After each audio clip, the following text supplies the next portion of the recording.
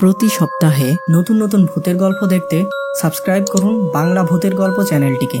সেই সাথে bell icon press করতে ভুলবেন না। কিছুটা এগোতেই হঠাৎ হরিণটি একটি পাখিতে রূপান্তরিত হয়ে উড়ে গেল। বন্ধুরা, আজকের এই সত্যিকার ভূতের ঘটনাটি পাঠিয়েছে মারিয়া। আর এই ভূতের ঘটনাটি ঘটেছিল তার মামার সাথে। ঘটনার স্থান বাংলাদেশের নেত্রকোনা জেলা। আজকের বিশেষ প্রশ্ন, তোমরা কি এমন কোনো ভৌতিক পুকুর বা বিলের কথা শুনেছ যেখানে নানা প্রকার অদ্ভুত ঘটনা ঘটে? নিচে ওই স্থানের নাম জানাও। মামা ছিল তখন যুবক। তিনি গ্রামের মাঠের জমিতে চাষাবাদ করতেন। মামার বাড়ি থেকে কিছুটা দূরে ছিল একটা বিল এবং তার পাশে ছিল একটা পরিত্যক্ত ভিটা। গ্রামের মানুষেরা ওই বিলের নাম দিয়েছিল জ্যান্ত বিল। জ্যান্ত বিল নাম দেওয়ার কারণ হলো ওই বিলের পানির মধ্য থেকে হঠাৎ করে বড় বড় হাঁড়ি পাতিল ভেসে উঠত।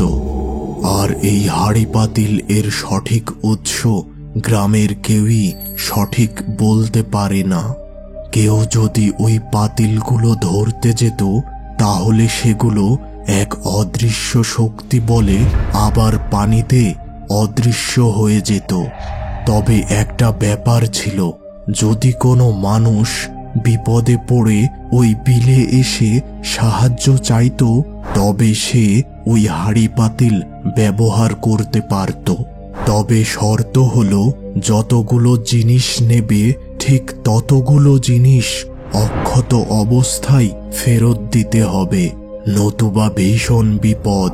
পাতিল ফেরত না দেওয়ায় অনেকের মৃত্যুও হয়েছিল। তো মামার বাড়িতে একটি বিয়ের অনুষ্ঠান হওয়ার কথা ছিল, তাই অনেকগুলো হাঁড়ি পাতিল থালা বাসনের প্রয়োজন ছিল। তখন মামা ওই বিলে যেয়ে সাহায্য চেয়েছিল এবং তিনি তার প্রয়োজন মতো সব কিছু পেয়েছিল। কিন্তু সমস্যা হলো, তিনি যখন ওই জিনিসগুলো ফেরত দিতে যান সেখানে একটি বাটি কম ছিল। তবে মামা এই ব্যাপারটা বুঝতে পারেনি।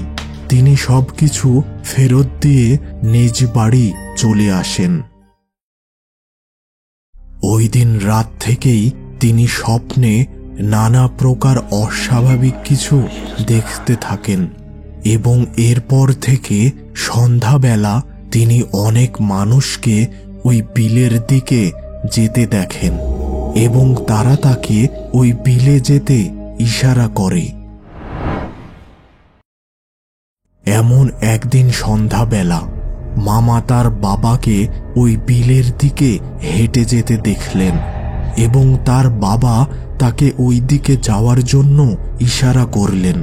তিনি তখন তার বাবাকে অনুসরণ করলেন, কিন্তু কিছু দূর যেতেই তার মনে পড়ল তার বাবা তো মারা গেছে।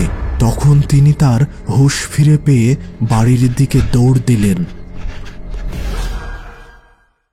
মামা ছিলেন ভীষণ সাহসী মানুষ। একদিন ভর দুপুরে তিনি তার চাষের জমি থেকে বাড়ি ফিরছিলেন। তিনি যখন ওই পরিত্যক্ত ভিটার কাছে আসলেন এমন সময় তিনি ওইখানে একটি হরিণ দেখতে পেলেন। সাহস করে মামা ওই দিকে এগিয়ে গেলেন। কিছুটা এগোতেই হঠাৎ হরিণটি একটি পাখিতে রূপান্তরিত হয়ে উড়ে গেল। এই দৃশ্য দেখে মামা খুব ভয় পেলেন এবং সেখান থেকে দ্রুত বাড়ির দিকে রওনা দিলেন। এর কিছুদিন পরের ঘটনা, মামা ও তার এক দূর সম্পর্কের চাচা ঠিক করেন তারা সকালে ধানের জমিতে পানি দিতে যাবেন। মামা রাতে ঘুমিয়েছিলেন। এমন সময় তার দরজায় কড়া নাড়ার শব্দ। ঘুম থেকে উঠে এসে দরজা খুলে দেখলেন ওই চাচা দাঁড়িয়ে আছে। আরে চাচা, এত রাতে কি অবস্থা? চলো এখনই জমিতে পানি দিয়ে আসি। সকালে আমার একটি কাজ আছে, তাই এখনই জমিতে পানি দেওয়ার ব্যবস্থা করে আসি। মামা আর কিছু না বলে চাচার কথাই এক প্রকার বশীভূত হয়ে চাচাকে অনুসরণ করলেন। জমিতে পানি দেওয়ার মেশিন ঘরটি ছিল ওই জ্যান্ত বিলের পাশেই। তারা যখন ওই মেশিন ঘরে পৌঁছালো তখন চাচা বলল, যা ওই বিল থেকে কিছু কাদা নিয়ে আস, মেশিনের পাইপের মুখে লেপে দিতে হবে। মামা চাচার কথা মতো ওই বিলে কাদা নেওয়ার জন্য রওনা দিলেন। বিলে পৌঁছে কাদা নেওয়ার জন্য নিচু হয়ে বসতেই একটি কালো অবয়ব তার কাঁধে ভর করল।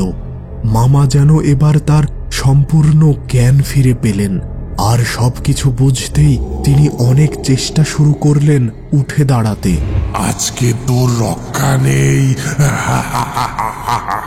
মামা খুব চেষ্টা করে চলেছেন এখান থেকে মুক্তি পাওয়ার জন্য, কিন্তু কি ভীষণ শক্তি বলে তাকে এখানে আটকে রেখেছে যে মামা কিছুতেই কিছু করতে পারছে না। বেশ কিছু সময় এভাবে মামা লড়ে গেলেন এই কালো অবয়বের মতো ভূত বা জিনের সাথে।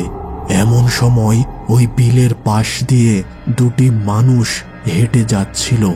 তারা মামার চিৎকার শুনে দ্রুত মামার কাছে চলে আসেন, আর তখনই ওই ভূত বা জিনটি বাতাসে মিলিয়ে যায়, আর মামা ওইখানে আধমরা হয়ে অজ্ঞান হয়ে যায়। মামার সাথে ঘটা সমস্ত কিছু জেনে মামার বাড়ির লোকেরা গ্রামের একজন হুজুরকে ডেকে নিয়ে আসলেন। তিনি সমস্ত কিছু শুনে বললেন, এগুলো হলো খারাপ জিন, যারা মানুষকে নানা ফাঁদে ফেলে। তবে তুমি মৃত্যুর মুখ থেকে ফিরে এসেছো, আর তারা তোমাকে এত সহজে ছেড়ে দেবে না। ওরা তোমার ক্ষতি করতে চাইবেই। আমি তোমাকে তাবিজ এবং পানি পড়া দেব, আর কিছুদিন বাড়ি থেকে বাইরে যেও না। এরপরও কিন্তু মামার সমস্যার সমাধান হয়নি। তিনি একে একে আরো অসুস্থ হতে থাকেন এবং রাতে নানা প্রকার দুঃস্বপ্ন দেখতে থাকেন। এবার আবার ওই হুজুরকে ডাকা হলো। মামা তাকে এবার তার স্বপ্নের ব্যাপারে জানালো। একজন অজ্ঞাত ব্যক্তি, যার চেহারা ঝাপসা থাকে এবং সে শুধু বলে, তুই কথা দিয়ে কথা রাখিসনি, তোর শাস্তি হবে ভয়ঙ্কর।